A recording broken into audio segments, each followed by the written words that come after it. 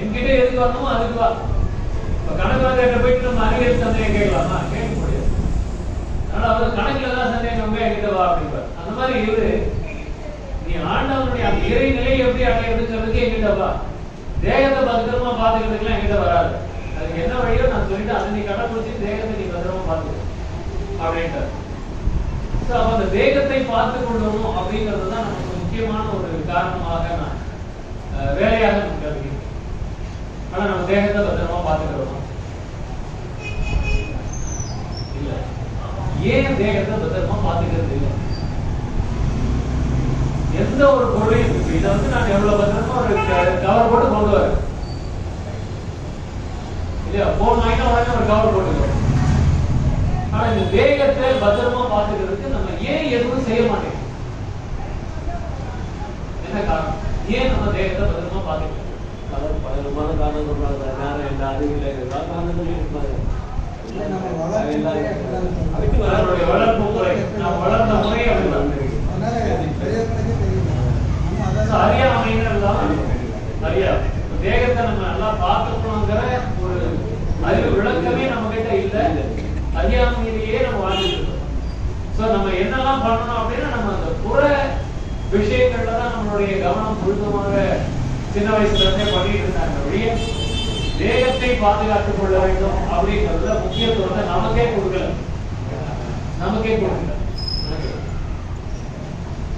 அப்ப நம்ம அறியாமையில தான் இன்னும் இருந்துட்டு இருக்கோம்.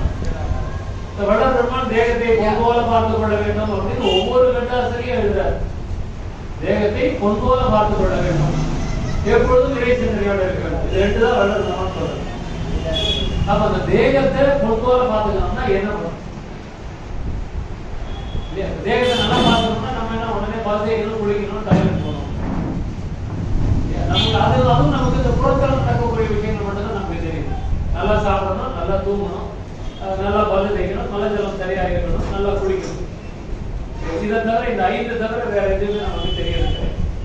ஆரோக்கியமான உணவு சாப்பிடணும் பாங்க, நல்லா தூங்குவார் அப்படிம்பாங்க, இல்லை உடற்பயிற்சி செய்யுமாங்க. அடுத்தது இதை தவிர இந்த 5-6 விஷயங்களை தவிர தேகத்தை நல்லா பார்த்துக்கிறது எப்படி அப்படின்னு நம்ம எதுவுமே சொல்லித்தரோம். ஒரு ஜுரம் வந்துச்சுன்னா உடனே டாக்டர், ஒரு சளி பிடிச்சதுன்னா உடனே டாக்டர், எது வந்தாலும் சரி உடனே டாக்டர் போவோம். அவர் ஏதாவது மாற்றம் கொடுப்பாரு, வாங்கி அதை போடுறப்போ உடனே சரியா போச்சுன்னு சொல்லுவோம். ஒரு மாத்திரையை சாப்பிட்டு சரியா போயிடுச்சுன்னா அது திரும்பி நமக்கு வரக்கூடாதா இல்லையா? திரும்பி ஏன் வருது? அப்ப அந்த மாத்திரையினால என்ன பிரயோஜனம்? இதுதான் வந்து நம்ம சிந்திக்கிறதே கிடையாது. அப்ப அந்த மாத்திரையினால என்ன, அந்த மாத்திரை என்ன பண்ணுது அப்படின்னா, இப்ப ஜுரம் வருது உடனே டாக்டர்கிட்ட போறோம் அப்படின்னா அந்த ஜுரத்தை அது வந்து அடக்கி வைக்குது. இந்த மாத்திரை தற்காலிகமாக அந்த ஜுரத்தை அடக்கி வைக்குது. நம்ம உடனே ஜுரம் சரியா போச்சு, நம்மளுடைய சரியான இயல்பான வாழ்க்கைக்கு வந்துடும். மறுபடியும் கொஞ்ச நாள் கழிச்சு நமக்கு மறுபடியும் ஜுரம் வரும். இதுதான் எல்லா பிணிகளும் எப்படிதான். அப்போ நம்ம அதை எப்படி நம்மளுடைய கண்ணோட்டம் எப்படி இருக்கிறது? ஒண்ணும் இல்லை, ஒரு பிளட் பிரஷர் இருக்குது. ஓகே, எனக்கு பிபி இருந்தது. இப்ப கூட போன வாரம் கூட எனக்கு பயங்கர ஹை பிபி, ரொம்ப ஹை ஆயிடுச்சு. ஏன் ஆச்சு அப்படின்னா அது ஒரு பெரிய காரணம். அந்த மாதிரி ஒரு பிரஷர் உடனே நம்ம என்ன போவோம், டாக்டர்கிட்ட போயிட்டு அந்த பிரஷர் அதிகமாகிடுச்சு, மாத்திரை வாங்கி அந்த பிரஷரை குறைச்சிடும். அது இல்லை, உட்காந்துட்டு இருக்கும் போது ஒரு பிரஷர் எப்படி இருக்கும்? சாதாரணமா நடந்தா கொஞ்சம் அதிகமாகும், வேகமா நடந்தா இன்னும் கொஞ்சம், ஓடினா பிரஷர் அதிகமாகும் இல்லையா? அப்ப அந்த பிரஷர் ஏன் அதிகமாகுது? அப்ப அது வியாதியா? நம்ம ஓடும் பொழுது நம்மளுடைய உடல்ல இருக்கக்கூடிய அந்த வேகம், ரத்த ஓட்டம், நம்ம ஓடுறதுக்கு உண்டான எனர்ஜி, அதுக்காக அந்த பிரஷர் அதிகமாகும். அப்ப அந்த பிரஷர் ஏன் அதிகமாகுதுன்னா நம்மளுடைய உடலின் செயல்பாடுகளுக்கு ஏற்ப அந்த பிரஷர் ஆனது அதிகமாகிறது. அதுவே அந்த வேலையை பண்ணுது. உடனே நம்ம டாக்டர் கிட்ட போயிட்டு ஓடிட்டே இருக்கிறோம், மாத்திரையை கொடுத்து எல்லா பிரஷரும் இருக்கு. ஓட்ட பந்தயம் ஓடுற அந்த பிரஷர் பாத்தீங்கன்னா எவ்வளவு இருக்கும்? அந்த பிரஷர் நம்ம நிறுத்தலாமா? அந்த பிரஷர் வந்து தன்னால உடம்பு உண்டு பண்ணி கொடுக்கிறது.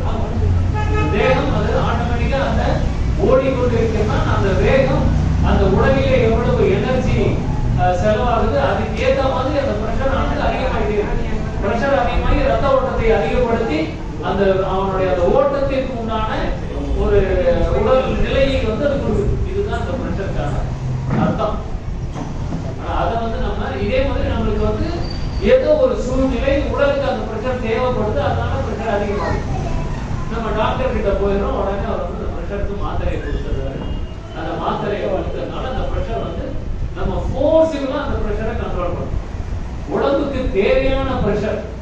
ஏன்னா உடம்பை விட ஒரு சிறந்த டாக்டர் வேற யாரும் இன்னும் கண்டுபிடிக்கவே இல்லை. உடம்பை விட ஒரு சிறந்த மருத்துவர் யாருமே கிடையாது. ஒரு டாக்டர் டிகிரியை கொடுத்து அதை ரத்தமா மாத்த சொல்லுங்க, முடியாது. ஆனா அந்த டிகிரியை வைத்துக்குள்ளார போச்சுன்னா அது ரத்தமா மாறும்.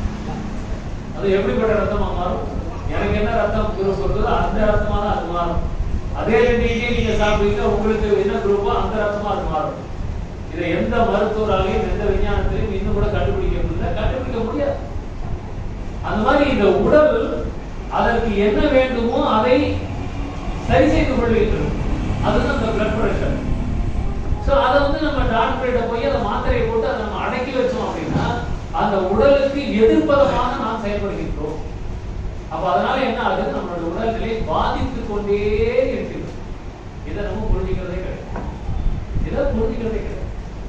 ஏன்னா உடம்பு அது போக்குக்கு நம்ம உடம்பு அது போக்குக்கு உடம்பு அதை சரி பண்ணணும்னா எப்படி சரி பண்ணணும்னா இயற்கை முறையில சரி பண்ணணும். இந்த கெமிக்கல் எடுத்துட்டு போய் உடம்புல போட போட போட போட என்ன ஆகுது? அந்த கெமிக்கல் உள்ள போய் உடம்பு எல்லாத்தையும் தங்க ஆரம்பிச்சு. அதனால இப்ப மாத்திரை அதிகமா சாப்பிட்டா கிட்னி பாதிக்கும்னு அத்தனை பேருக்கும் தெரியும். அந்த மாத்திரை எழுதி கொடுக்குற டாக்டருக்கும் தெரியும். இந்த மாத்திரை எழுதி கொடுக்குற டாக்டருக்கும் அது கிட்னி பாதிக்கும்னு தெரியும். ஆனாலும் நம்ம வந்து அந்த டெம்பரரி ரிலீஃப் அப்போதைக்கு அது சரியாகனா போதும் அப்படிங்கிற ஒரு நிலையில அது பின்னாடி நம்ம போயிட்டே இருக்கோம். அப்ப அதை நாம் மாற்றி அமைத்துக் கொள்ள வேண்டும். இந்த உடலை பற்றி ஒரு அறிவு விளக்கம் நமக்கு வேண்டும். அறியாமையே இருக்கு. அப்ப தேகத்தை பார்த்துக்கணும்னா என்ன பண்ணணும்னா உள்ள என்னென்ன நடக்குதுன்னு நமக்கு தெரியும். ஐயா அண்ட விசாரம் பிண்ட விசாரம் சொல்றாரு. பிண்ட விசாரம் உதாரணத்துக்கு சொல்லுவாரு, இந்த நகை எப்படி வளருது. இப்போ எலெக்ஷன் ஓட்டு போட போறீங்க, இந்த இடத்துல மைய வைப்பாங்க. ஒரு மாசம் 2 மாசத்துக்குள்ள அந்த மை வெளியில வருதா இல்லையா? எப்படி அந்த நகம் வளருது? இந்த சதைக்கும் நகத்துக்கும் எப்பயுமே ஒட்டிட்டு தான் இருக்கு. ஆனா இங்க இருக்கக்கூடிய அந்த நகம் இந்த சதையை விட்டு எப்ப வெளியே வருதுன்னு தெரியல, எப்படி வெளியே போகுதுன்னு தெரியல, நமக்கு வலிக்கிறது இல்லை, உணர்றது இல்லை, ஒண்ணும் பண்றது. ஆனா நகம் வெளியே வருது. அது எவ்வளவு பெரிய ஒரு அற்புதமான ஒரு செயல்பாடு. இந்த செயல்பாட்டை ஆராய்ச்சி பண்ணுங்கிறார். இது எப்படி நடக்குது? நம்ம சாப்பிடுற உணவு செரிமானமாகி அது எந்தெந்த உறுப்புகளுக்கு எப்படி எல்லாம் போகணும் அப்படின்னு போய் தேவையில்லாத மலமா மாத்தி கொண்டு போய் அங்க தங்க வச்சு எவ்வளவு அற்புதங்கள் இந்த தேகத்துக்குள்ளார நடக்குது. அப்ப அந்த பிண்ட விசாரம் அப்படிங்கறத நம்ம பண்றதுக்கு தவறிட்டே இருக்கிறோம். அண்ட விசாரம் மாதிரி எங்கேயோ இருக்குது நமக்கு தெரியல. ஆனா பிண்ட விசாரம் நம்ம உடம்புல நடக்குது, அது நமக்கு தெரியணுமா வேண்டாமா? அப்ப பிண்ட விசாரம் பண்ணணும். அப்ப இந்த தேகத்தை நம்ம என்ன நடக்குது இந்த தேகத்துல? டாக்டர் தான் அனாட்டமி படிக்கணுமா என்ன? நம்ம ஹார்ட் எப்படி செயல்படுது அப்படின்னு டாக்டர் தான் படிக்கணுமா? நம்ம படிக்க வேணாம், படிக்கணும், தெரிந்து கொள்ள வேண்டும். லிவர் எப்படி செயல்படுது, நம்மளுடைய கிட்னி எப்படி செயல்படுது, லங்ஸ் எப்படி செயல்படுது, ரத்த ஓட்டம் எப்படி நடக்குது நமக்கு, இதெல்லாம் நம்ம தெரிஞ்சுக்கணும். அப்பே கிடையாது. இதெல்லாம் வந்து ஏதோ ரொம்ப படித்த மேதாவிகள் தெரிந்து கொள்ள வேண்டிய விஷயம்லாம் இல்லை. நம்ம சாதாரணமான ஒரு புத்தகத்தை எடுத்து நீங்க ஒரு கூகுள்ல போய் சர்ச் பண்ணீங்கனால தெரிஞ்சிடும். சோ அதுல வந்து ஒரு அடிப்படை எல்லாம் பெருசா தெரிஞ்சுக்க வேணும். ஒரு அடிப்படை வந்து நமக்கு தெரியும். மூச்சு விடுறதுக்கு ப்ராப்ளம்னா அது எந்த உறுப்பை பாதிச்சிருக்குதுன்னு தெரியும். பிளட் பிரஷர் ஏறுது அப்படின்னா அது எந்த உறுப்பை பாதிச்சிருக்குதுன்னு தெரியும். ஏன்னா நமக்கு வந்து முக்கியமான ஆர்கன்ஸ் வந்து இவ்வளவுதான்: kidney, liver, lungs, heart. So இவ்வளவுதான் வந்து முக்கியமான உறுப்புகள். ஒரு 5 உறுப்புகள் தான் முக்கியமான உறுப்புகள். சோ இதுல இந்த 5 உறுப்புகளும் இந்த தேகமும் எதனால செயல்படுதுன்னா பஞ்சபூதங்களால செயல்படுது. இது எல்லாருக்கும் தெரியும். திருமணம் வந்து அடுக்கி வச்சிருக்கிறார் பாடல்கள். பஞ்சபூதங்களால தான் இந்த தேகம் செயல்பட்டு கொண்டிருக்கிறது. நம்ம உடம்புக்குள்ள என்ன இருக்குது? நிலம், நீர், காற்று, ஆகாயம், நெருப்பு. சோ இதுதான் உடம்புல இருக்கு. அப்ப அதுல ஏதோ ஒண்ணு ஒரு பிரச்சனை வருது அப்படின்னா, இப்ப பிளட் பிரஷர் வருது அப்படின்னா அது எது சம்பந்தப்பட்டது அப்படின்னா அது வந்து ஹார்ட்னா நெருப்பு. அந்த நெருப்பு சம்பந்தப்பட்ட ஒரு பிணியல். அப்ப எங்க நம்ம அதை சரி பண்ணணும் அப்படின்னா ஹார்ட்ட சரி பண்ணணும், பிரஷரை சரி பண்ணணும். அந்த இடத்துல என்ன அது தொடக்கம், எங்க அது தொடக்க புள்ளி, அதை கண்டுபிடிச்சு அதை நம்ம சரி பண்ண பார்க்கணும்.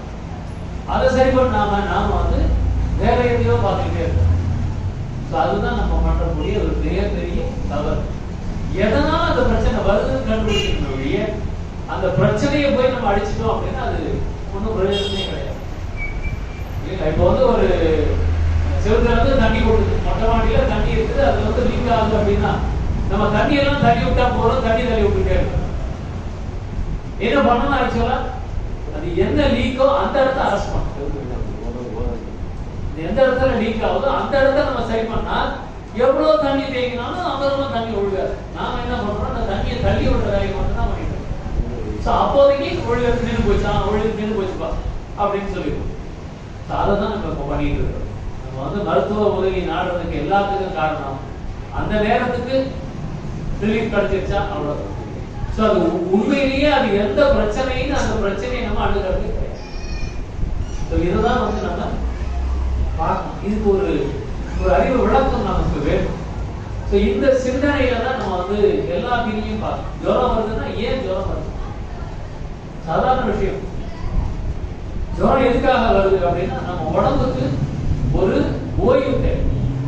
அது ஒவ்வொருத்தருடைய உடல் வாகு, அவங்களுடைய உடல் உழைப்பு, இது ரெண்டுத்தை பொறுத்து. அவங்க எவ்வளவு உழைக்கிறாங்க, எவ்வளவு சாப்பிடுறாங்க, அது ரெண்டையும் பொறுத்தது அந்த ஓய்வு. அந்த கொடுக்க வேண்டிய ஓய்வை நம்ம அந்த உடம்புக்கு கொடுக்காம இருந்தோம்னா அது தன்னால அந்த ஓய்வை எடுத்துக்கொள்ளும் விதமாக நமக்கு காய்ச்சலை உருவாக்குகின்றது. இதுதான் அந்த காய்ச்சலுக்கு பின்னாடி இருக்கக்கூடிய பின்னாடி. அதை நம்ம என்ன பண்ணணும்னா ஓய்வு கொடுத்தா போதும். காய்ச்சல் வந்துச்சு அப்படின்னா உடம்புக்கு ஓய்வு கொடுக்கணும். உடம்புக்கு ஓய்வு கொடுக்கணும்னா முக்கியமான வேலை எதுன்னா நமக்கு தொடர்ந்து செயல்பட்டு கொண்டு இருக்கக்கூடிய வேலை இந்த ஜீரண உறுப்பு. அந்த ஜீரண உறுப்புக்கு ஓய்வு கொடுத்துட்டோம் அப்படின்னா அது மற்ற வேலையை பார்க்காது.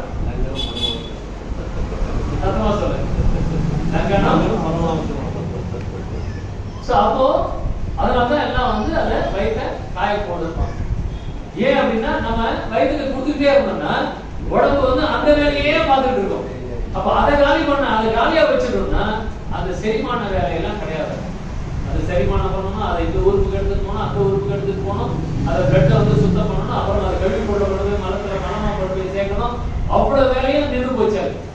அவ்வளவு வேலையை நின்று போனோம்னா அது என்ன பண்ணுது, இவனுக்கு தலையில வலி இருக்குதா, அப்ப அங்க போய் நம்ம சரி பண்ணலாம் அப்படின்னு அந்த டாக்டர், உடம்புக்குள்ள இருக்கிற டாக்டர் இந்த வேலையை பண்ண போவாரு. இதுதான் நம்ம பண்ண வேண்டிய வேலை. உடம்புக்கு ஏதாவது வருது அப்படின்னா உடனே நம்ம ஆகாரத்துல கை வைக்கணும்.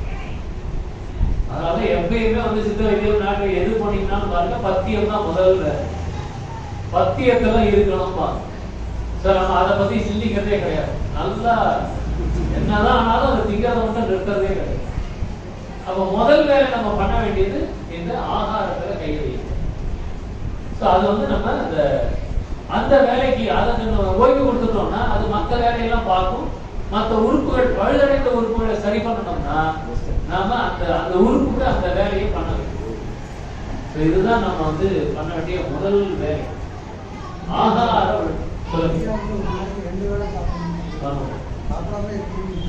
சொல்லவே உடம்புக்கு வந்துச்சு அப்படின்னா நம்ம சாப்பிடாம இருக்கோம். நான் சாதாரணமா சாப்பிடாம இருக்க சொல்லல. உடம்புக்கு வருது அப்படின்னா அது ஓய்வு கேட்குதுன்னு அர்த்தம். அந்த ஓய்வு, முதல் ஓய்வு நம்ம கொடுக்க வேண்டியது அந்த செரிமானத்துக்கு. ஏன்னா மற்ற ஓய்வு எல்லாம் அப்பதான் கிடைக்கும்.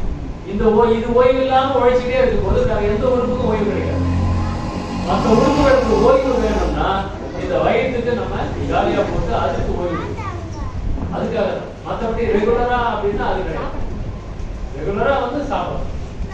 உடம்புக்கு ஏதாவது முடியல, ஒண்ணும் இல்ல, ஒரு பல்லு வலி வந்ததுன்னா கூட நீங்க வயிற்று காய போடும். தலைவலி வந்ததுன்னா வயிற்று காய போடும். எது வந்தாலும் சரி அந்த வயிற்ற கொஞ்சம் அதுக்கு ஓய்வு கொடுத்தீங்கன்னா அந்த உள்ள இருக்கிற டாக்டர் இதை கவனிக்க போவார். நம்ம எந்த பிரச்சனையும் அந்த டாக்டர் அந்த பிரச்சனையை கவனிக்க விடணும். நம்ம அதை கவனிக்க விட மாட்டேங்கிறோம், இதையே கவனிச்சுட்டு இருக்கோம். அதனால அந்த டாக்டருக்கு இதை போய் பார்க்கறதுக்கு நேரம்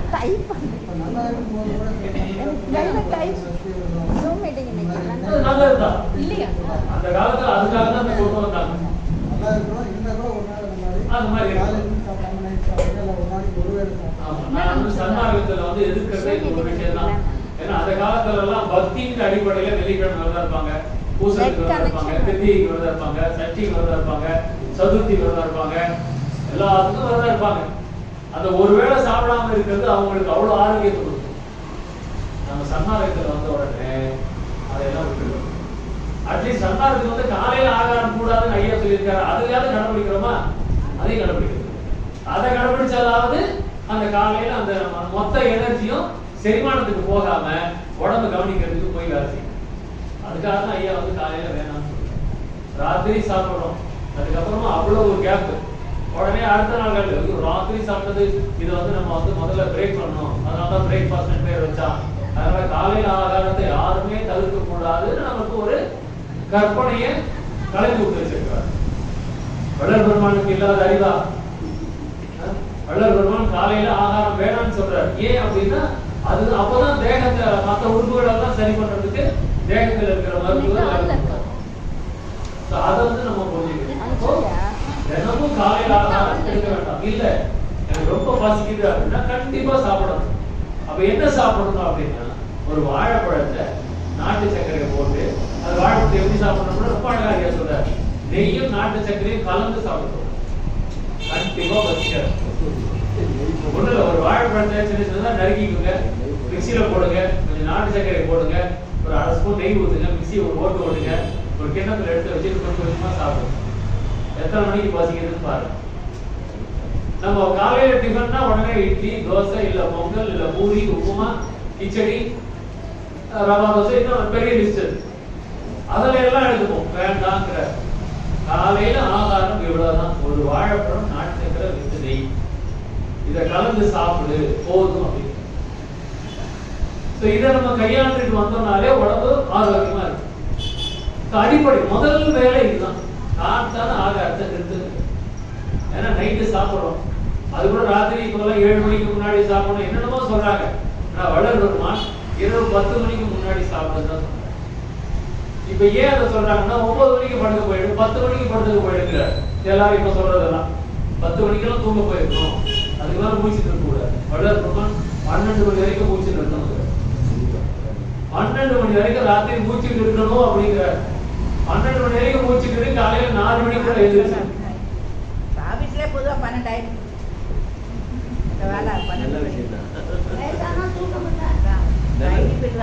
அது வயதான வரக்கூடிய தூக்கம் இல்லாம இப்போ அந்த 12ல இருந்து 4 வரைக்கும் தான் தூங்கணும்னு ஐயா சொல்றாரு.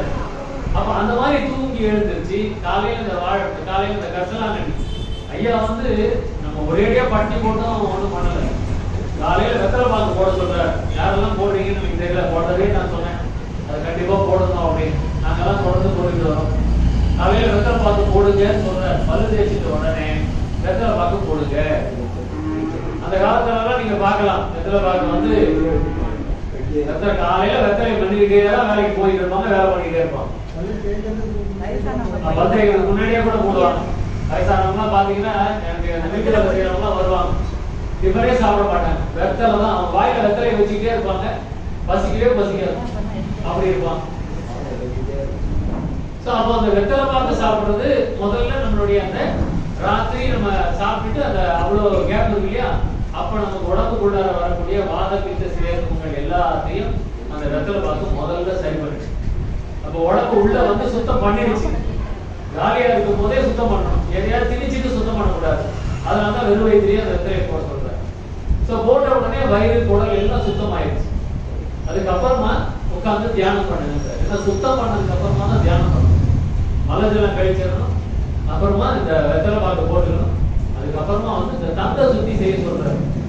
இதை வந்து நம்ம செய்யும் போது இந்த முதல்ல ஆள்காட்டி வரல எடுத்து நாக்கில ஃபுல்லா தேய்க்கணும். அந்த கசலாங்கண்ணியோடைய சாறு இலை எதுனாலும் வச்சு செய்யலாம். இல்ல கசலாங்கண்ணி தூள் இருக்கு இல்லையா, அந்த தூளை வந்து கையில கொஞ்சம் போட்டுக்கோங்க, தண்ணி போட்டு நல்லா பேஸ்ட் மாதிரி குழைச்சிக்கோங்க. அதை இந்த கையில எடுத்துக்கோங்க. நாக்கு நல்லா ஈட்டுங்க, நல்லா உள்ள நல்லா உள்ள விடும்.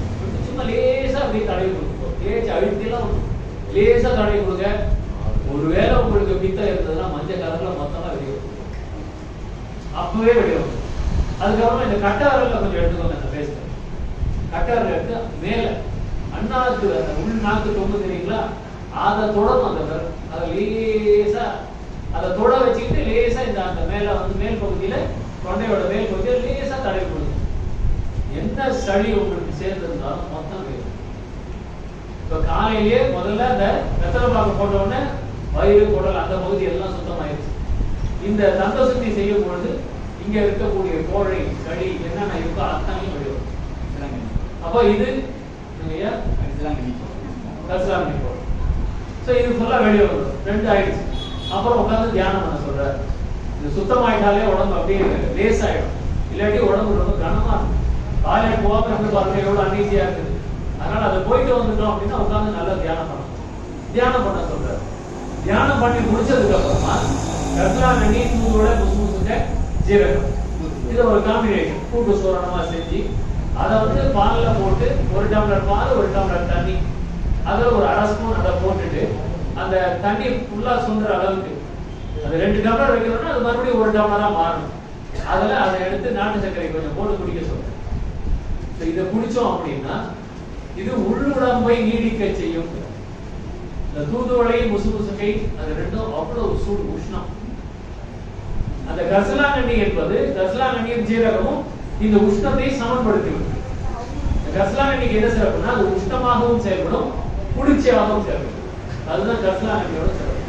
ஜீரகம் குளிர்ச்சி.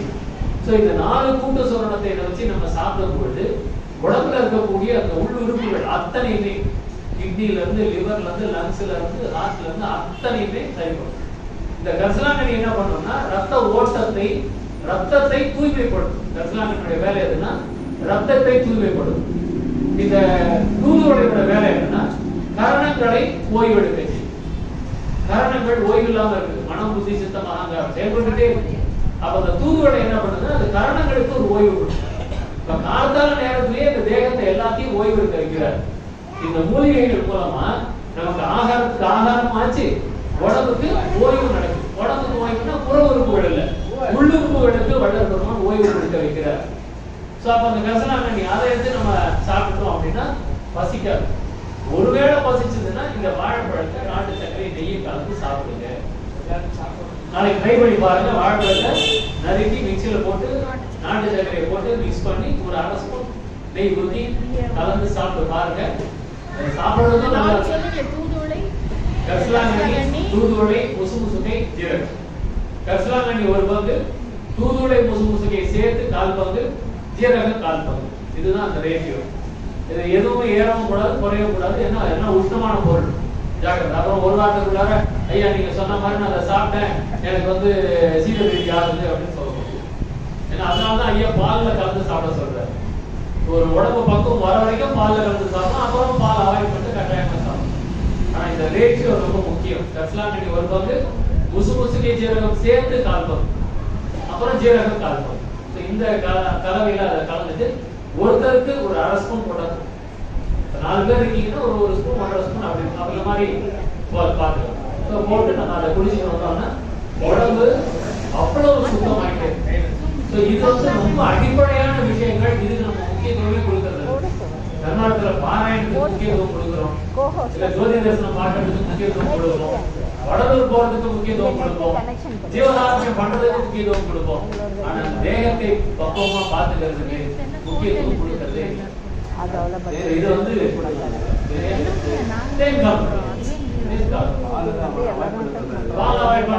தேன்ல வந்து குழச்சி எடுத்து சாப்பிடுறது. தேன்ல காய்ச்சிங்கன்னா உருட்டு மாதிரி ஆகிக்கலாம். ஆக்கி உருட்டு எடுத்து ஆயிடும். ஏதாவது ஒரு விதத்துல அது உள்ள போகும். இது வந்து 6 மணில இருந்து 6 மணிக்குள்ளார இதை சாப்பிட சொல்றேன். அப்புறமா பசிச்சதுன்னா அந்த வாழைப்பழம், அப்புறம் 12 மணிக்கு தான் சாப்பாடு எடுத்து சொல்றேன்.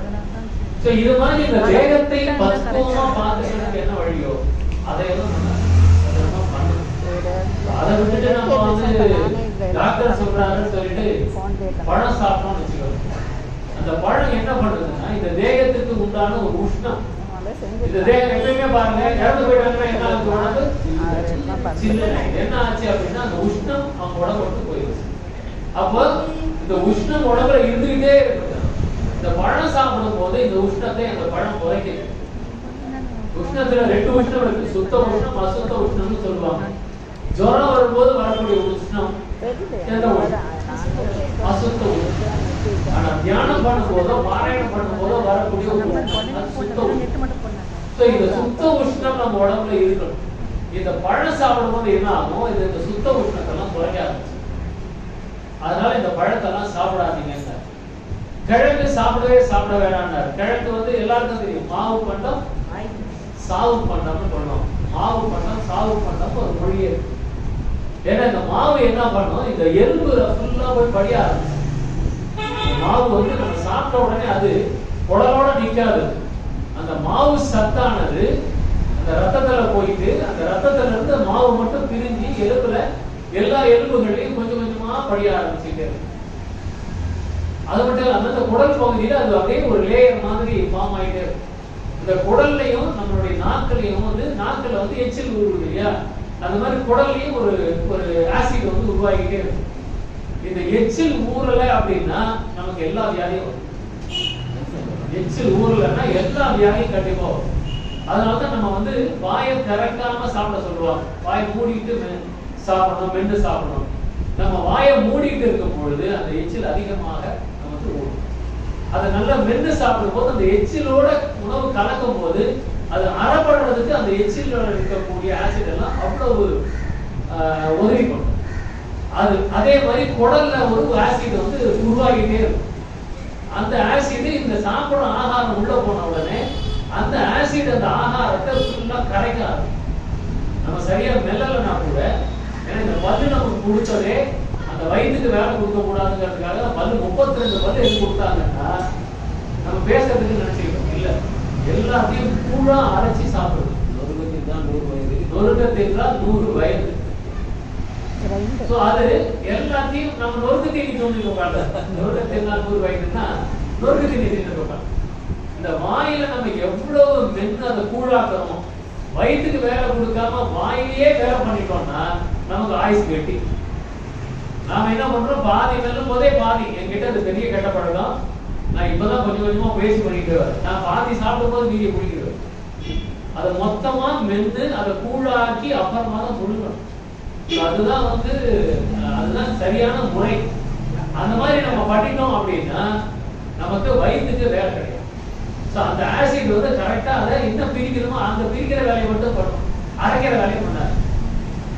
அப்போ நம்ம அழகா அந்த உறுப்புக்கு அதுக்கு உண்டான வேலையை மட்டும் கொடுக்கும் பொழுது அது சீரா செயல்படும், கரெக்டா இருக்கு.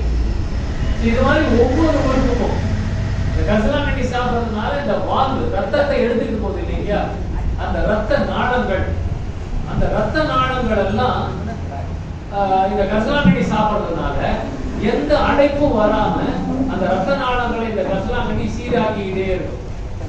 அப்ப அந்த கசலாங்கண்ணி சாப்பிடுறதுனால ரத்த ஓட்டம் சீராக இருக்கும். ரத்த ஓட்டம் சீரா இருந்துச்சுன்னா ஹார்ட் பம்பிங்கும் அது ரிலீஸ் பண்றதும். இந்த பிபி பார்த்துருப்பீங்க நீங்க, சிஸ்டாலிக்ஸ் டயஸ்டாலிக்ஸ் அப்படின்னு சொல்லுவாங்க. மேல கீழே 120/80 அப்படிப்பா.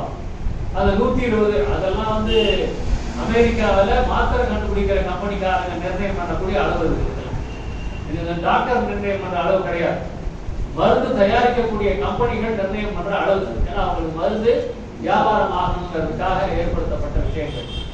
அதனால அதை பார்த்தெல்லாம் பயந்துட வேண்டாம். நம்ம உடம்புக்கு எவ்வளவு ப்ரெஷர் வேணுமோ அவ்வளவு ப்ரெஷர் உடம்பே கொடுத்துக்கும். உடனே அந்த ப்ரெஷரை நம்ம அடக்கி வைக்கிறது தேவை.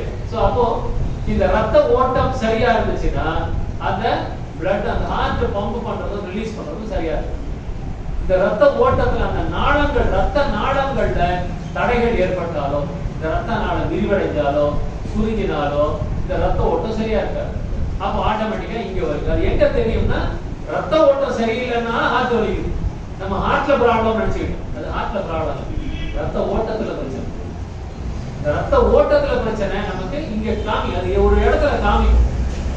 நம்மளுடைய அந்த பஞ்சபூதங்களுக்கு எல்லாம் ஒரு புற உறுப்புகள் இருக்கு. அந்த புற உறுப்புகள், நம்ம கண்ணுல பிரச்சனை அப்படின்னா லிவர்ல ப்ராப்ளம் அர்த்தம். காதுல பிரச்சனை அப்படின்னா அது ஒரு ப்ராப்ளம். கிட்னில பிரச்சனை எல்லாம் நாக்குல ப்ராப்ளம், நாக்குல தெரியும். இந்த மாதிரி ஒவ்வொரு உறுப்புல ப்ராப்ளமா இருக்கும்போது அது நம்மளுடைய இந்த பஞ்ச இந்திரியங்கள்ல அது காமிக்கும். அது நம்ம அதை சரியா புரிஞ்சுக்கலாம். கண்ணு சரியில்லை அப்படின்னா கண்ணுல பிரச்சனை கிடையாது. இப்ப எனக்கு கண்ணாடி போடுறேன், பவர் ஏறுதுன்னா நம்ம வந்து கண்ணாடி போட்டு அந்த கண்ணோட பிரச்சனை நினைச்சுக்கணும். அது கண்ணுல பிரச்சனை கிடையாது, அது உள்ள லிவர்ல பிரச்சனை. அது வந்து கண்ணுல தெரியுது, கண்ணுல வெளிப்படுது. ஒவ்வொரு உறுப்பும் ஒவ்வொரு உடல் உபாதையை வெளிப்படுத்தும். ஒவ்வொரு உறுப்புகளின் உபாதையை வெளிப்படுத்துறதுனா நாக்கு, கண்ணு, காது, மூக்கு, இதெல்லாம் ஒவ்வொன்றும் ஒவ்வொரு உறுப்புகளுடைய பிரச்சனையை வெளிப்படுத்தும். இதுதான் வந்து சித்த வைத்தியத்துல நாடி பார்த்து வைத்தியம் பண்றாங்க இல்லையா? நாடி பார்க்கிற வைத்தியம் வந்து இதுதான். எந்த உறுப்பு செயல்படலன்னு கண்டுபிடிக்கிறது தான் நாடி. நம்ம இந்த பல்ஸ் பார்க்கறது இந்த நாடி கிடையாது. சித்த வைத்தியர்கள், நாட்டு வைத்தியர்கள் பார்க்கிற நாடி வேற. அவங்க இந்த பஞ்சபூதங்கள் வந்து எப்படி இருக்குதுங்கிறத பார்ப்பாங்க அந்த நாடியில. இந்த நாடி மூலமாக பஞ்சபூதங்கள்ல என்ன பிரச்சனை இருக்குது, இவங்களுக்கு நீர் ப்ராப்ளமா, நெருப்புல ப்ராப்ளமா அப்படிங்கறத தான் அவங்க பார்ப்பாங்க. அதை பார்த்து அதுக்குதான் வைத்தியம் கொடுப்பாங்க. வெளியே வேற எதுக்கும் வைத்தியம் கொடுக்க மாட்டாங்க. நமக்கு வந்து நீங்க நெஞ்சு வலினா கூட அவங்க அதுக்கு வேற ஏதாவது ஒரு வைத்தியம் கொடுப்பாங்க. நமக்கு என்ன நெஞ்சு வலியா வருதுன்னா ரத்த ஓட்டம் சீரா இல்ல, அதனால நெஞ்சு வலிக்குது. ஹார்ட்ல எந்த ப்ராப்ளம் வரதுக்கு வாய்ப்பு கிடையாது. அது ஒண்ணும் கிடையாது. அது ஒரே ஒரு மிஷின் தான். அதுக்குள்ள நீங்க கரெக்டா ஏதாவது போட்டீங்கன்னா அது என்ன அரைக்கணுமோ அதை அரைச்சு கொடுக்கும். அந்த மாதிரி தான் ஒவ்வொரு ஊருக்கும் ஒவ்வொரு மிஷின் இயக்கம். அதுக்கு நம்ம என்ன கொடுக்கணும் அவ்வளவுதான். அதை நம்ம கொடுத்தோம் அப்படின்னா அதுக்கு உண்டான வேலையை அது செஞ்சுட்டு போயிடும். நம்ம அதை கொடுக்கறது கிடையாது, வேற எதையாவது சொன்னது அது கொடுக்குறது. அப்படி கொடுக்கும்போது அது திணறு.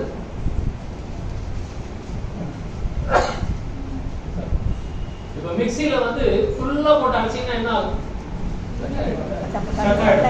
என்ன பண்ணுவீங்க? கொஞ்சம் எடுத்துருவீங்க, சட்டானது கீழே ஒரு நாம கொடுத்துருவோம். அந்த நாம வந்து ரிலீஸ் பண்ணி அவ்வளவுதான். ஓவர் லோடு நம்ம உடம்புக்கு, வயிறு மட்டும் இல்ல எல்லாத்துக்குமே. நம்ம சிந்தனையில கூட ஓவர் லோடு வேண்டாம். எது சிந்திக்கிறோமோ அதை வந்து சிந்திச்சா போதும் இல்லைங்களா? இப்ப அரசியல், இப்ப எலெக்ஷன் வரப்போது எல்லாரும் என்னென்னமோ சிந்திச்சுட்டு இருப்போம், என்னென்னமோ சிந்தனை இருக்கும். தேவையான விஷயம் எதுக்கு அந்த சிந்தனைகள்? தேவையற்ற சிந்தனைகளை முதல்ல நம்ம நிறுத்தணும். எல்லாத்துக்கும் அந்த மாதிரி இந்த கை வந்து வேலை செய்யணும்னா எவ்வளவு வேலை செய்யணுமோ அவ்வளவு வேலை செஞ்சா போதும். அதை விட்டு இஷ்டத்துக்கும் அது என்னென்ன உறுப்புகள், ஒவ்வொரு உறுப்புகளுக்கும் அதற்கு உண்டான ஒரு பணியை தான் நம்ம கொடுக்கணும். உடம்பு வந்து தூங்கணும், தூங்கணும் அப்படின்னு பொழுது எப்படி தூங்கணும்னு வளர்க்கணும்னு சொல்றாரு. அந்த மாதிரி தூங்கினா அதுக்கு அந்த நேரத்துக்கு அந்த ஓய்வு நமக்கு கண்டிப்பா கிடைச்சது. நம்ம அப்படி தூங்க மாட்டோம். கும்பர தூங்குறது, இல்ல படுத்துக்கிட்டே மொபைலை பாக்குறது, இல்ல படுத்துக்கிட்டு டிவி பாக்குறது, அப்புறம் டிவி பார்த்துக்கிட்டு சாப்பிடுறது, எல்லாமே பாருங்க. எந்த ஒரு வேலையை செய்யும் போது அந்த ஒரு வேலையை நம்ம செஞ்சோம்னா அது சிறப்பா செயல்படும். 2-3 வேலையை சேர்ந்து செய்யும் பொழுது அது அந்த உடம்புல இருக்கிற அந்த மருத்துவர், அந்த வேலை செய்யற வேலைக்காரன் எதை போய் நம்ம செய்யறதுன்னு தெரியாது. ஒரு ஆளை கூப்பிட்டு இங்க பள்ளம் கொண்டு, இங்க கல்ல கொண்டு போய் மேல போடு, இந்த கலவையை கலந்து 3 வேலை கொடுத்தீங்கன்னா அவன் என்ன பண்ணுவான்? அந்த மாதிரி. அப்ப அது மாதிரி அப்ப ஒண்ணு பண்ணும்போது இன்னொன்னு டேமேஜ். அப்போ நம்ம ஒவ்வொரு வேலையும், ஒவ்வொரு உறுப்புக்கு அந்த வேலையை கொடுக்கணும். சாப்பிடணும் அப்படின்னும் போது செரிமானத்தோட வேலையை மட்டும்தான் கொடுக்கணும். சாப்பிடும் போது டிவி பார்த்துக்கிட்டு இருந்தோம்னா கண்ணுக்கு வேலை, காதுக்கு வேலை, அது என்ன நடக்குதுன்னு அறிவுக்கு வேலை. எல்லா வேலையும் செஞ்சுட்டு இருக்கும்போது இந்த செரிமான வேலை நடக்காது. செரிமான வேலை நடக்க போறது இல்லை. அப்ப சாப்பிடும் பொழுது சாப்பாட்டை பார்த்து நல்லா பெருந்து சாப்பிடுறோமா அப்படின்னு ருசிச்சு அதை நல்லா அந்த வேலையை மட்டும் பார்த்தோம் அப்படின்னா இதெல்லாம் ஓய்வு இருக்கும். இதுக்கெல்லாம் ஓய்வு அந்த வேலையை மட்டும் ரிசீவா செய்யும். டிவி பாக்குறீங்களா, டிவி மட்டும் பாருங்க. அப்போ அது மட்டும் அந்த அந்த கான்சென்ட்ரேஷன் மட்டும் தான் அங்க இருக்கும். அப்போ உட்காந்து சாப்பிட்டு இருந்தீங்க அப்படின்னா இதையும் ஒழுங்கா பண்ண முடியாது, அதையும் ஒழுங்கா பண்ண முடியாது, உடம்புக்கு போடாது. அதனால நம்ம வந்து இந்த உடம்ப பத்திரமா பார்த்துக்கணுங்கிற உணர்வு கண்டிப்பா நமக்கு வரணும். இதுவரைக்கும் வரலன்னா கூட இனிமேலாவது அந்த உணர்வை வந்து நம்ம வர வச்சுக்கலாம். இப்ப யார் யாருக்கு எனக்கு என்னோட உடல் அமைப்புக்கு இவ்வளவு சுகர் வந்துச்சு, இப்ப எல்லாரும் ஒரே ஹைட்ல இருக்கிறோமா, ஒரே வெயிட்ல இருக்கிறோமா, ஒரே மாதிரி இருக்கிறோமா? இல்ல. அதே மாதிரி நம்மளுடைய உடல் அமைப்பு உள்ள இருக்கிறது எல்லா உறுப்புகளுடைய செயல்பாடுகள் அதோடைய அவுட்கம் மொத்தத்திற்கு வேற வேற மாதிரி இருக்கு. அது அதுவும் ஒரே மாதிரி இருக்கணும்னு நம்ம எதிர்பார்த்துட்டு இருக்கோம். உனக்கும் வந்து 110 தான் சுகர் இருக்கணும், எனக்கும் 110 தான் சுகர் இருக்கணும். அது எப்படி இருக்கும்? இருக்க முடியாது, வாய்ப்பே கிடையாது. அவங்களுடைய உடல் அமைப்புக்கு ஏற்ற மாதிரி தான் அது வேறுபடும், மாறுபடும். அதை நம்ம புரிஞ்சுக்கணும். அதை புரிஞ்சுக்கிட்டு இப்ப சுகர்னா என்னன்னா எனர்ஜி. அது சுகர் என்ன பண்ணுது, சுகர் கம்ப்ளைண்ட் நமக்கு ஏன் வருது அப்படின்னு அடிப்படை புரிதல் நமக்கு இருந்தா போதும். இந்த இன்சுலின் ஒன்று சொல்லணும் நம்மளுக்கு. நம்ம இந்த மாத்திரையை சாப்பிட சாப்பிட சாப்பிட அந்த இன்சுலின் சுரக்கிறதே நின்று போகும். அந்த இன்சுலின் சுரக்கிறதுக்கு மறுபடியும் ஒரு மாத்திரை இல்ல, அது அடுத்தது இன்ஜெக்ஷன். சோ இந்த மாதிரி நம்ம போயிட்டு ஆர்டிபிஷியலா பண்ண வைப்போம். நீங்க வயிற்ற காலியா போட்டீங்க அப்படின்னா, ஏதாவது ஒரு பிரச்சனை வரும்போது அதை காலியா போட்டீங்க அப்படின்னா அந்த குடல்ல இருக்கக்கூடிய அந்த ஆசிட் வந்து அந்த இன்சுலின் ஆட்டோமேட்டிக்கா குறைக்கும். அதே மாதிரி நாக்குல அந்த வாயில இருக்கக்கூடிய அந்த எச்சில் அந்த இன்சுலின் ஆட்டோமேட்டிக்கா குறைக்க வச்சிடும். இதெல்லாம் அடிப்படையான ஒரு விஷயங்கள். இதெல்லாம் நம்ம உள்ள தேடி பார்த்து படிங்க. யார் வேணாலும் படிச்சுக்கலாம். உடனே நீ டாக்டர் ஆகிட்டியா, அடுத்தவங்களுக்குலாம் வைத்தியம் பண்ண வேண்டாம். இதெல்லாம் படிச்சு பார்த்து நமக்கு நாமே மருத்துவராக இருக்கலாம். ஏன்னா நமக்குள்ளார ஒரு பெரிய மருத்துவர் உள்ள இருக்கிறார். அவரை வந்து நம்ம அவர்கிட்ட அந்த கம்ப்ளைண்ட் சொன்னா போதும். வெளியில இருக்கிற மருத்துவர் கிட்ட போறதெல்லாம் எப்பயாவது வச்சுக்கிறது போதும். உள்ள இருக்கிற மருத்துவர் கிட்ட நமக்கு என்ன பிரச்சனையோ அதை சொல்லி விட்டோம்னா அவர் அதுக்கு உண்டான வைத்தியத்தை பண்ணிடுவார். நம்ம உள்ள இருக்கிற மருத்துவரை பத்தி நம்ம யோசிக்கிறதே கிடையாது. உள்ள இருக்கிற மருத்துவரை நம்ம கொஞ்சம் அவர் தூங்கி இருக்கிற அவர் எழுப்பி விடணும். அவ்வளவுதான். அவர் எழுப்பி விடணும்னா என்னென்ன பண்ணணும்? காலை இஞ்சி கடும்பகல் சுக்கு மாலை கடுக்காய்னா ஏன் சொல்லி வச்சாங்க? முட்டாளதான் அவங்க எவ்வளவு அழகா சொல்லி வச்சாங்க. காலையில இஞ்சி சாப்பிடும் போது அதுல என்ன இருக்கு? ஆசிட் அமிலம். அந்த இஞ்சில என்ன அமிலம்? நம்ம வயிற்றுல சுரக்காத அமிலத்தை இஞ்சியில கொண்டு போய் கொடுத்தோம். அந்த இஞ்சியை கொண்டு போய் கொடுத்த உடனே பித்த நீக்கி இஞ்சி வந்து பித்தத்தெல்லாம் எடுத்துரும். நம்ம ராத்திரி சாப்பிடுறதோ இல்ல சரியா தூங்கல இல்ல ராத்திரி ஹெவியா சாப்பிட்டோம் என்ன பிரச்சனை இருந்தாலும் பித்தம் உருவாகிடும். ராத்திரி ஆகாரம் சரியில்லைன்னாலும் தூக்கம் சரியில்லைனாலும் பித்தம் உருவாகிடும். அப்ப காலையில இந்த தந்த சுத்தி எல்லாம் செய்யாம விட்டுட்டு அதை செஞ்சாலே இஞ்சி தேவையில்லை. இப்ப அதெல்லாம் செய்யறது இல்லை. அப்ப உடனே அந்த இஞ்சியை போட்டு ஒரு கட்டாயம் பண்ணி குடிச்சோம் அப்படின்னா அது அந்த பித்தத்தை எல்லாம் கொண்டு போய் மலமாவோ ஜலமாவோ கழிச்சு ஆட்டோமேட்டிக்கா அது அந்த அளவுக்கு அவங்க கொடுத்துருக்குறாங்க. கடும்பகல் சுக்கு, அந்த சுக்கு என்பது அருமையான ஒரு விஷயம். அது இந்த காலையில அந்த பித்தத்தை நீக்கும். அந்த காலையில நீக்கிடுச்சு. அதுக்கப்புறமா ஒரு 6 மணி நேரம் இல்லை 8 மணி நேரம் ஆகுது. அந்த 8 மணி நேரத்துக்கு நம்ம உடம்புல மறுபடியும் பித்தம் சேரும், வாயு சேரும், சிலேத்தமும் எல்லாமே சேர்ந்துகிட்டே தான் வரும். அந்த சுக்கு எடுத்துக்கும் பொழுது அந்த இஞ்சி என்பது பச்சையான ஒரு விஷயம். அதை அப்படியே காய வைக்கிறது தான் சுக்கு. அப்போ மத்தியானம் இன்னும் அதிகமான ஒரு எஃபெக்ட் நமக்கு தேவை. அதனால இஞ்சியை விட சத்து மிகுந்தது அந்த சுக்கு. நம்ம சாப்பிட்றதுக்கு முன்னாடி ஒரே ஒரு சிட்டிகை சுக்கு எடுத்து வாயில போட்டு ஒரு 1/4 மணி நேரமோ 1/2 மணி நேரமோ முன்னாடி ஒரு சிட்டிகை சுக்கு கூட எடுத்து வாயில போட்டுட்டு ஒரு மாசம் 2 மாசம் சாப்பிட்றதுக்கு முன்னாடி ஒரு சிட்டிகை சுக்கு எடுத்து சாப்பிட்டு பாருங்க. உங்க உடம்பு அவ்வளவு லேசாயிடும். வெயிட் வேணா 65 கிலோனா 65 கிலோ தான் இருக்கும். ஆனா உங்களுக்கு அந்த உடம்பு நீங்க நடக்கும் போது உட்காரும் போது எழுந்துக்கும் போது அந்த பாரமே தெரியாது. அப்படி தலையில ஜாலியா உட்காந்து ஜாலியா இருக்கு.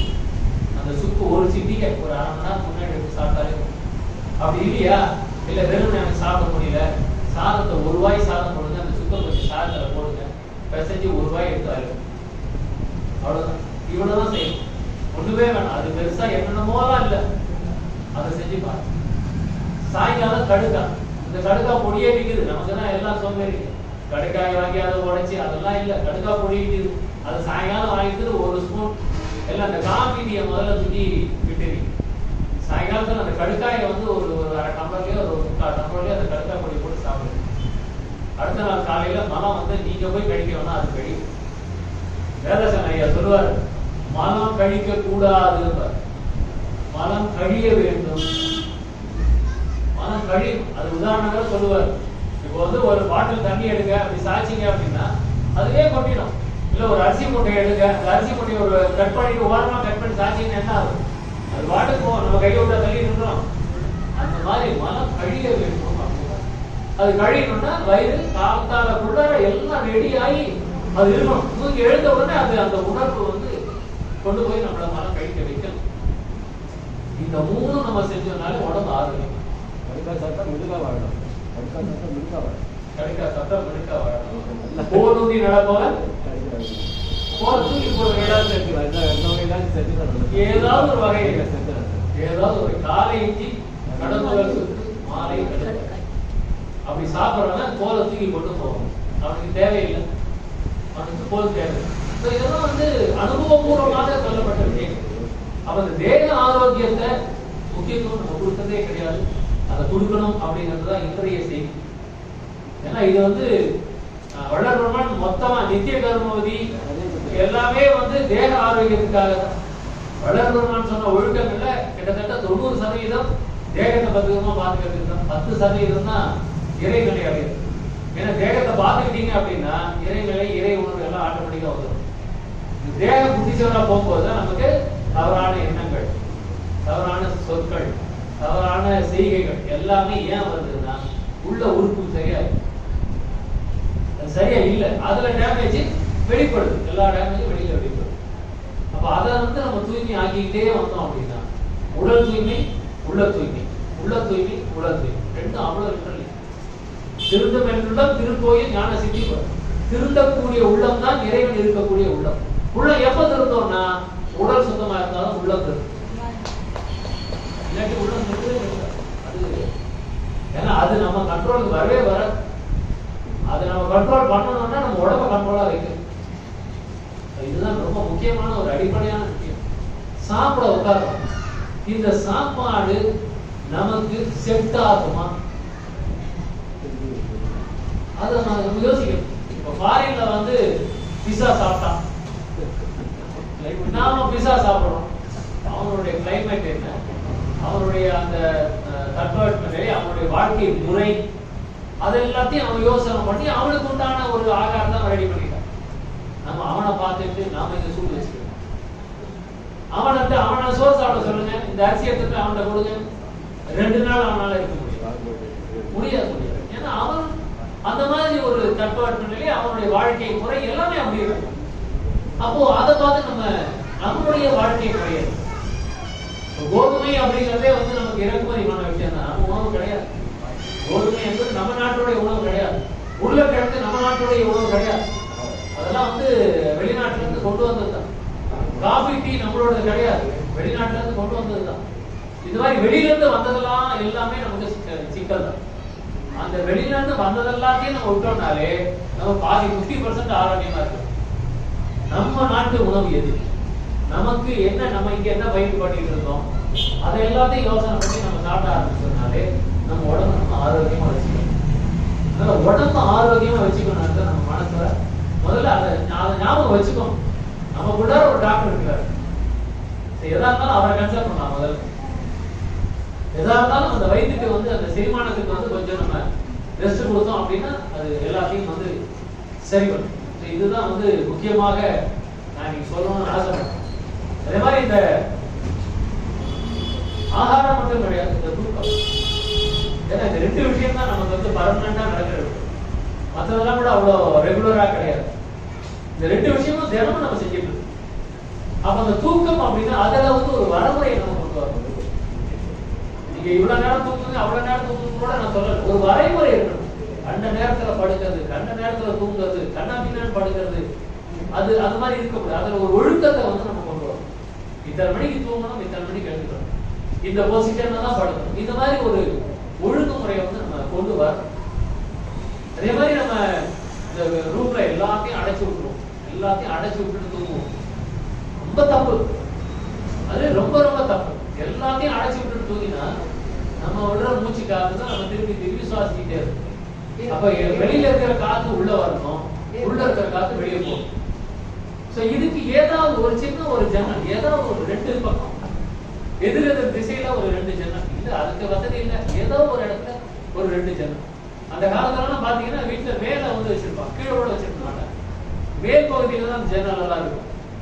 அதை வந்து நம்மளால க்ளோஸே பண்ண முடியாது, ஆட்டோமேட்டிக்கா எப்பயுமே ஓப்பனா தான் வச்சிருப்பாங்க. கீழே கூட ஜன்னல், இப்ப நம்ம தான் இங்க அஞ்சலியில ஜன்னல் வைக்கிறோமே, அந்த காலத்துல அஞ்சலியும் ஜன்னல் கிடையவே இல்லை, மேலதான் வச்சிருப்பாங்க. ஏன்னா அது மேல போய் அப்படியே போயிட்டே இருக்கு. ஒரு ரேக் வச்சிருப்பாங்க, அதுல அதே மாதிரி மேல வந்து ஒரு சீலிங்ல ஒரு ஓபனிங் இருக்கு. அந்த பழங்காலத்துல எல்லாம் பார்த்துருக்கோம், சீலிங்ல ஒரு ஓபனிங் இருக்கும். அதுக்கப்புறமா அதுல கிரில் போட ஆரம்பிச்சாங்க, அதுக்கப்புறம் அதுல கண்ணாடி போட ஆரம்பிச்சிட்டாங்க. அது எதுக்காக அப்படிங்கும் போது இதை பார்த்துதான் இந்த கார்ல பணக்காரங்க எல்லாம் வாங்குற கார் பாத்தீங்கன்னா ரூஃப் வந்து திறக்கும். இதை பார்த்துதான் அந்த காலத்துல வீட்டுல வந்து மேல வந்து ரூஃப் இருக்கு, ஓப்பனிங் இருக்கும். உச்சி வெயில், அந்த வெயில் வந்து அந்த அந்த அது வழியா உள்ள ஒரு வெளிச்சம், சுத்தி ஒண்ணுமே இருக்காது. ஆனா இந்த வெளிச்சம்ங்கிறது அந்த வெளிச்சம் தான் பரவும், வெயில் பரவாது. வெளிச்சம் அப்படியே பரவி இருக்கு வீட்டுக்குள்ள, லைட் தேவைப்படாது, வெளிச்சம் பரவி. நம்ம மொத்தத்தையும் அழைச்சிக்கிறது, இந்த பக்கம் வெளியீடு அந்த பக்கம் வெளியீடு எல்லாத்தையும் போட்டு எல்லாத்தையும் அழைச்சிக்கிறது, ஏசி போடுறது எல்லாம் என்னென்ன நம்ம உடம்பை என்னென்ன வழியில புத்திச்சல் ஆக்க முடியுமோ அத்தனை வேலையும் நம்ம வசதிங்கிற பேர்ல பண்ணிக்கிறோம். அடுத்தது நம்ம பண்ற ஒரு முக்கியமான தப்பு இந்த ஃப்ரிட்ஜ். யார் வீட்டுலாம் ஃப்ரிட்ஜும் ஏசியும் அதிகமா பயன்படுதோ அவங்க எல்லாம் டாக்டர் கிட்ட அதிகமா போவாங்க. அது ரெண்டுத்தையும் அதிகமா பயன்படுத்தும் போது டாக்டருக்கு வாழ்வு. யார் வீட்டுல இது ரெண்டும் பயன்பாடு கம்மியா இருக்குதோ அவனால டாக்டருக்கு வருமானம் கிடையாது, கண்டிப்பா இருக்காது. அவனால வருமானம் டாக்டருக்கு கிடைக்காது. அது என்ன அப்படின்னா நம்மளுடைய இந்த எலும்புகள், ஏசி போட்டுட்டு தூங்குறவங்களுக்கு முக்கியமா சொல்ல வேண்டியது, காலையில எழுந்து பாத்தீங்கன்னா உங்க உடம்புல வந்து அந்த பிளெக்சிபிலிட்டி இருக்காது. உடம்புல வந்து அந்த வளைவு தன்மை அது வந்து வளையவே வளையாது. கொஞ்ச நேரம் ஆகும் சரியாக்குறதுக்கு. எல்லாம் நீங்க டக்குன்னு மடிச்சு எடுக்க முடியாது, ஒரு மாதிரி ஸ்டிஃபா இருக்கும். ஏன்னா அந்த ஏசி வந்து அந்த எலும்பு எல்லாத்தையும் விரைப்பு தன்மை ஆக்கிக்கிட்டே இருக்கும், விரைச்சிக்கிட்டே இருக்கும். எப்படி ஃப்ரீசர்ல எதையாவது போட்டா அது விரைச்சிக்குதோ அந்த மாதிரி இந்த ஏசி அப்படிங்கிறது நம்மளுடைய உள்ள எலும்புகளை எல்லாம் வந்து விரைப்பு தன்மையாக்கி, அதனால அதோட அந்த மடக்கறக்கூடிய அந்த மூட்டு வலி வர்றதுக்கெல்லாம் நிறைய காரணங்கள் இருக்கு. நம்ம எல்லா இடத்துலயும் வந்து ஒவ்வொரு ஜாயிண்ட்லயும் ஒவ்வொரு ஜெல்லு அதெல்லாம் வந்து உறைஞ்சி போயிடுது. ஏசி போட போட அந்த ஜெல்லெல்லாம் உறைஞ்சி போயிடுது. அப்ப அதை திருப்பி அது உஷ்ணப்படுது. நெய் உருகி கெட்டி ஆயிடுச்சுன்னா அதை உஷ்ணம் பண்ணாதான் உருட்ட முடியும். அப்ப அந்த உஷ்ணம் பண்ணணும். அந்த உஷ்ணம் ஆகிறதுக்கு ரொம்ப நேரம் ஆகும். நம்ம உடம்பு உஷ்ணம் பண்றதே கிடையாது. அந்த உடம்ப உஷ்ணப்படுத்தும் போதுதான் அதெல்லாம் மறுபடியும் சரி நிலைக்கும். அந்த மாதிரி இல்லாம நம்ம சாதாரணமா நம்ம படுத்து தூங்கினோம் அப்படின்னா என்ன, ராத்திரி தூங்கும் போது உடம்பே ஆட்டோமேட்டிக்கா ஒரு குளிர்ந்த தன்மைக்கு போகும். பகலெல்லாம் முடிச்சுட்டு இருக்கும்போது உடம்பு வந்து ஒரு வெப்பநிலையில இருக்கும். தூங்கும் போது அந்த உடம்பு ஒரு குளிர்ந்த நிலைக்கு போகும். ஏசியை போட்டு இன்னும் குளிர்ந்த நிலைக்கு அந்த உடம்பு கொண்டு போகும். அது இன்னும் குளிர்ந்த நிலைக்கு கொண்டு போகும்போது எல்லா பிரச்சனைக்கும் உருவாகிறது. அதுதான் முக்கியமான ஒரு காரணம். இது மாதிரி ஒவ்வொன்றையும் நம்ம சிந்திச்சு செயல்படணும். எல்லாமே இந்த தேகத்தை பாதிக்கக்கூடிய விஷயங்கள் தான். அது வந்து இப்போ ஒண்ணு மாஸ்க் போட்டுக்க சொல்றாங்க. இது ஒரு விதத்துல இந்த தொற்றுக்கு போட சொன்னாங்களா இல்லையோ, இந்த வெளியில இருக்கிற அந்த டஸ்ட் உள்ள போகாம அதுவே நம்மளுக்கு ஒரு பெரிய ரிலீஃபா இருக்கும்.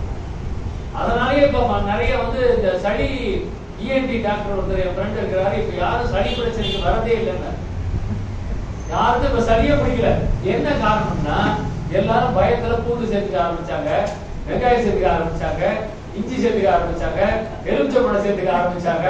அதெல்லாம் சேர்த்துக்கிட்ட உடனே உடம்புல எதிர்ப்பு சக்தி அதிகமாயிருச்சு. இந்த சளி யாருக்கும் பிடிக்கல. இவ்வளவுதான். அதே மாதிரி மாஸ்க் போட ஆரம்பிச்சாங்க, யாருக்கும் டஸ்ட் உள்ள போகல. இது அவ்வளவு பெரிய ஒரு விஷயம். அதனால நம்ம இந்த தேகத்தை நம்ம பத்திரமா பாத்துக்கணும் அப்படிங்கறதுல நம்ம வந்து ஒரு முக்கியத்துவம் கொடுப்போம். அதுல கொஞ்சம் விழிப்புணர்வோட இருப்போம். என்னுடைய அந்த யூடியூப் சேனல் நீங்க பாக்குறீங்களான்னு தெரியல, ஆனா பாரதிபுரத்துல இருந்து யாரும் பாக்குறது இல்லை, எனக்கு எப்பயுமே வருத்தம் வந்து. அதுல இந்த மருந்து கட்டுறது ஐயா பாக்குறாரு, ஐயா பாக்குறாரு.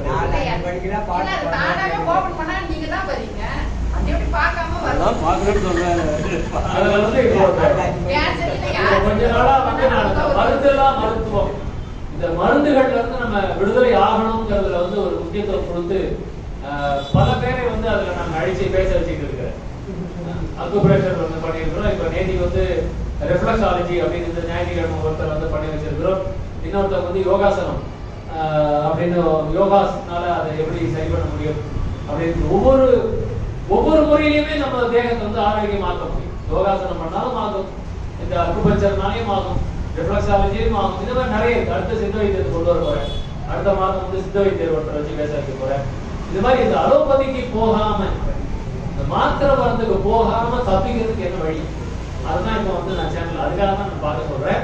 அந்த சேனல்ல பாத்தீங்க அப்படின்னா ஒவ்வொரு உறுப்புகளையும் நம்ம எப்படி பாதுகாத்துக் கொள்ள முடியும் அப்படிங்கிற மாதிரி நான் ஒவ்வொரு துறையில இருக்கக்கூடிய மருத்துவர்களை வந்து கூட்டிட்டு வந்து அந்த சேனல்ல பேச வச்சுட்டு இருக்கிறேன், டெமோ பண்ண வச்சுட்டு இருக்கிறேன்.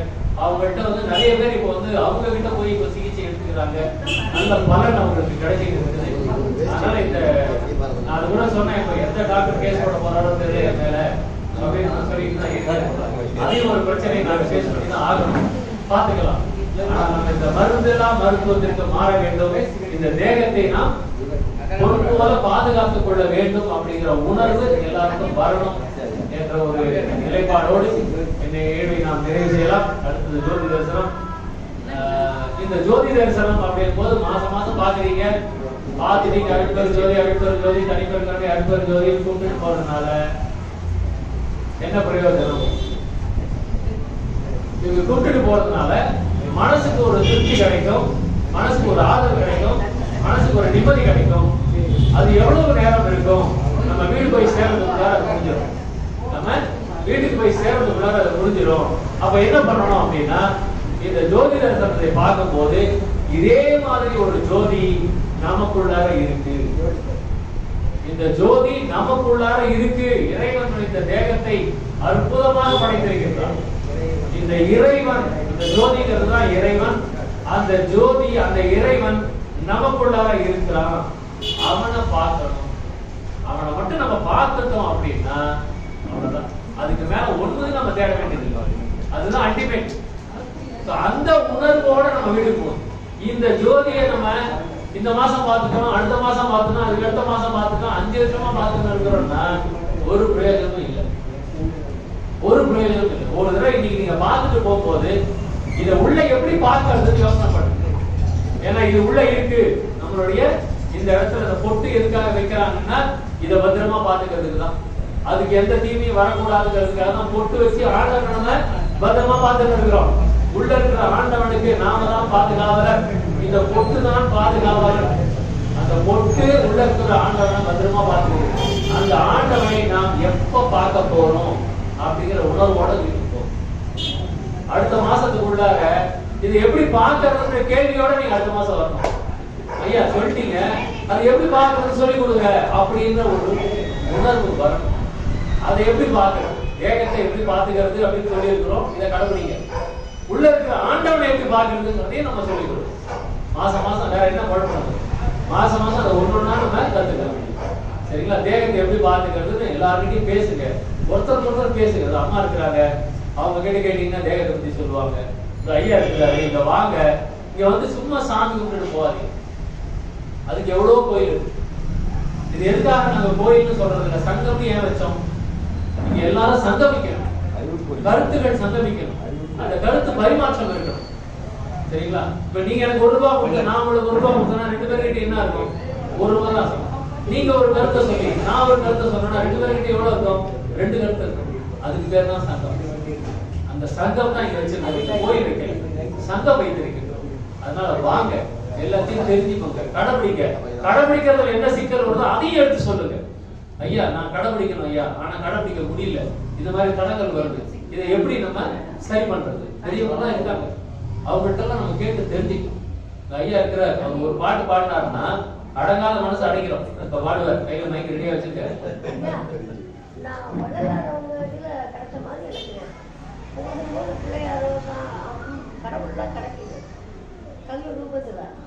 அது எப்படி அவரு அதை என்ன பண்ணணுங்கிறது எனக்கு தெரியல. நீங்க சொன்னதுக்கு அப்புறம் பத்திரமா வச்சுக்கோங்கம்மா. கரிகல்ல ஒரு பிள்ளையாராட்டம் அப்படியே அழகா இருக்கு. அவங்ககிட்ட காட்டினா பிள்ளையாராட்டம்ல வெளியில கிடைக்குது இல்ல, உள்ள கிடைக்கணும். வாங்க, மாசம் மாசம் பூசத்துக்கு வாங்க, கண்டிப்பா நம்ம வந்து கத்துக்கலாம். சரிங்களா? நன்றி. நம்ம நிகழ்ச்சி நிறைவேற்றலாம். அவர் விஜய் புரிஞ்சிட்டு இருக்கிறாரு, அதை நம்ம பார்த்துருவோம். நான் வந்து சொல்லலை, நான் சொல்லல. இந்த ஜோதி தரிசனத்தை அடுத்த மாசம் எப்படி உள்ள பாக்குறதுன்ற ஒரு கேள்வியோட வாங்க. ஏன்னா நீங்க கேள்வி கேட்டீங்கன்னா எனக்கு பேசுறதுக்கு நிறைய கேள்வி. நன்றி, நன்றி, வணக்கம். அருட்பெருஞ்சோதி அருட்பெருஞ்சோதி தனிப்பெரும் கருணை அருட்பெருஞ்சோதி. திருவருட் பிரகாசமான பெருமான் திவ்ய திருவடிகளே அபயம் அபயம் அபயம். அருட்பெருஞ்சோதி அருட்பெருஞ்சோதி தனிப்பெரும் கருணை அருட்பெருஞ்சோதி. எங்க குருநாதருடைய மகன் உங்களுக்கு தெரியும். அவரு மோப்பாயா எங்களுடைய குருநாதர் நிறைய விஷயங்கள் சொல்லியிருக்காங்க. ஆனா இன்றைய நிகழ்ச்சி எப்படி இருந்தது அப்படின்னாக்கா, சிவவாக்கியம் சொல்ற மாதிரி அண்டர்கோல் இருப்பிடம் யானறிந்து கொண்ட பின் கண்டகோவி தெய்வம் என்று கையெடுப்பதில்லையே, கோவில் இன்னதுன்னு அறிவால் அறிந்து கொள்ளணும்னு வள்ளலார் சொல்வார். அறிவு யாருக்கு இருக்கிறதோ அவர்கள் மட்டும்தான் கோவில் இன்னது என்று அறிந்து கொள்வார்கள். அது அழகா சொல்லுவார், அறிவு விளக்கம் இல்லாதவர்கள். அறிவு இல்லாதவனுக்கு அப்படின்னு சொன்னோம்னா கோபம் வந்துடும். உங்களுடைய கருத்தை மறுபரிசீலனை செய்யலாம் அப்படின்னு சொன்னா அது அழகா ஏற்றுக்குவாங்க. ஏதோ நாகரிகமா சொல்றாரு போல. அறிவு இல்லை நீங்க சொன்ன கருத்து இல்லைன்னு. அப்ப இன்றைய நிகழ்ச்சி எப்படி இருந்தது அப்படின்னாக்கா, இந்த தியாகத்தை வந்து நம்ம முதல்ல சரி செய்யணும்.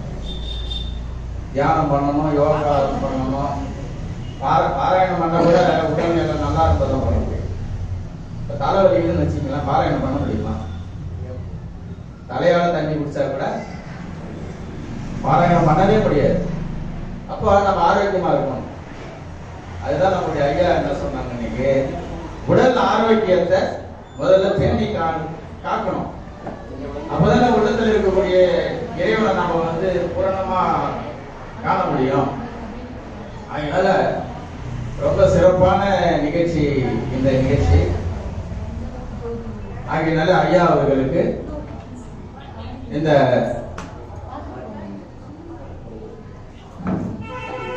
பொன்னாடையில் அவர்களுக்கு கௌரவிக்கப்படுகிறது. அருட்பெருஞ்சோதி அருட்பெருஞ்சோதி தனிப்பெரும் கருணை அருட்பெருஞ்சோதி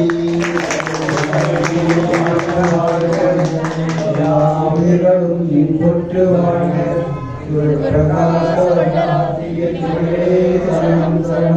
தன்மமிகு அருட்பெருஞ்சோதி அருட்பெருஞ்சோதி தனிப்பெருங்கருணை அருட்பெருஞ்சோதி தர்மமிகு சென்னை